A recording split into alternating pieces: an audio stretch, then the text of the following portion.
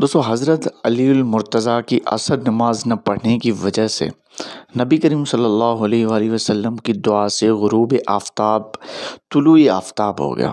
دوستو حضرت اسماء بنت امیس نے روایت کی کہ انہوں نے کہا کہ رسول اللہ صلی اللہ علیہ وآلہ وسلم کی طرف وحی نازل ہو رہی تھی اور آپ کا سر اقدس حضرت علی المرتضیٰ کی آغوش میں تھا اور حضرت علی المرتضیٰ نے نماز عصر نہیں پڑھی تھی یہاں تک کہ آفتاب غروب ہو گیا۔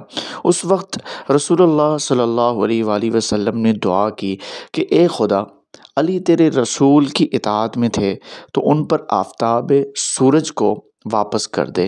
اسماء رضی اللہ تعالیٰ عنہ بیان کرتی ہیں کہ میں نے آفتاب کو غروب ہوتے دیکھا تھا، پھر میں نے غروب ہونے کے بعد اسے واپس ہوتے دیکھا۔ اسی طرح دوستو اور طبرانی رحمۃ اللہ علیہ کی روایت اس طرح ہی ہے کہ ان پر آفتاب طلوع ہو گیا، یہاں تک کہ اس کی روشنی پہاڑوں اور زمین پر بھی پھیل گئی اور حضرت علی المرتضیٰ نے اٹھ کر وضو کیا اور نماز عصر پڑھی اور اس کے بعد آفتاب غائب ہو گیا۔ دوستو یاد رہے کہ یہ واقعہ منزل صحابہ کا ہے جو خیبر اور مدینے کے درمیان ہے۔ اسی طرح ایک اور نبی کریم صلی اللہ علیہ وسلم کا معجزہ ہے کہ انگلیوں سے پانی کے چشمے جاری ہو گئے۔ حضرت جابر رضی اللہ تعالیٰ عنہ دوستو فرماتے ہیں کہ مجھ سے حضور اکرم صلی اللہ علیہ وآلہ وسلم نے ارشاد فرمایا کہ جابر جا کے اعلان کر دو کہ لوگ وضو کریں۔ پس میں نے منادی دی، اے بھائیو وضو کرو، اے مسلمانوں وضو کر لو۔ میں نے عرض کی کہ اے اللہ کے رسول صلی اللہ علیہ وآلہ وسلم، لشکر میں تو پانی ہی نہیں ہے۔ تو حضور صلی اللہ علیہ وآلہ وسلم نے فرمایا، جابر فلاں انصاری کے قیام گاہ پر جاؤ، وہ ہمارے لیے پانی کی ضرورت کا خیال رکھتے ہیں، ان سے دریافت کرو کہ مشکیزے میں کچھ پانی ضرور ہوگا۔ میں گیا اور دریافت کیا، دیکھنے پر معلوم ہوا کہ اتفاقاً اس میں بھی پانی ختم ہو گیا ہے اور اس کے دانے پر چند پانی کے قطرے اس کی سلوٹ میں پڑے ہوئے ہیں۔ پھر میں نے لوٹا اور وہ صورتحال حضور صلی اللہ علیہ وآلہ وسلم کو بتائی۔ میری باتیں سن کر آپ صلی اللہ علیہ وآلہ وسلم نے فرمایا، جاؤ اس مشکیزے کو لے کے آؤ۔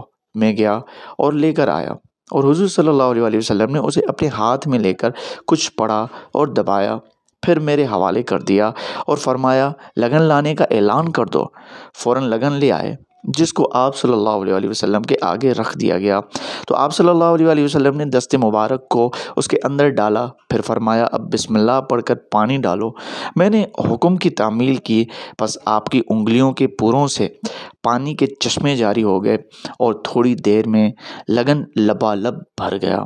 اب حضور صلی اللہ علیہ وآلہ وسلم نے مجھے حکم دیا کہ اے جابر، اعلان کرو، جن لوگوں کو ضرورت ہو وہ آئیں اور اپنے پانی کی تمام تر ضروریات جو ہیں وہ پوری کر لیں۔